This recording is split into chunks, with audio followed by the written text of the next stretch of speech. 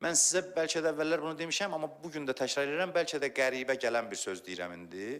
Bu sözü xutbələrdə açmağa çalışacağam, Allah ömür versə. Mən belə bir söz deyirəm sizə. Deyirəm ki, insan ürəyinin istədiyini eləmək üçün yaranıb. İnsan ürəyinin istədiyini eləmək üçün yaranıb Allah tərəfindən. Amması var, bir dənə amması. İnsan tapmalıdır ki, doğrudan nə istəyir. Nə istədiyini üzə çıxartsa, Allah deyir, nə istəyirsən elə. İndi desən, deyəcək, nə istəyirsən elə, mən günah istəyirəm. Deyir ki, yox, günah istəmirsən. Ged özvə baş vur içvə. Tap özvü görəcəksən ki, sən insan olaraq günah istəmirsən. Sənə elə gəlirsən, günah istəyirsən. Səni aldadıblar. Səni aldadıblar.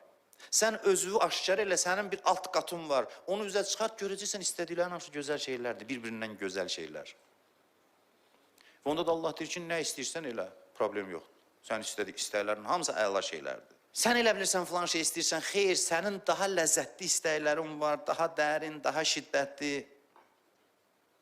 Uşaqları tərbiyə eləyəndə bunu deyə bilərik ki, sən nə istəyirsənsə, istədiyi eləməyə gəlmirsən dünyaya. Amma elə ki, yanılmayasan istəklərin barədə. Diqqətlə içi və baş vur, gör həqiqətdə nə istəyirsən.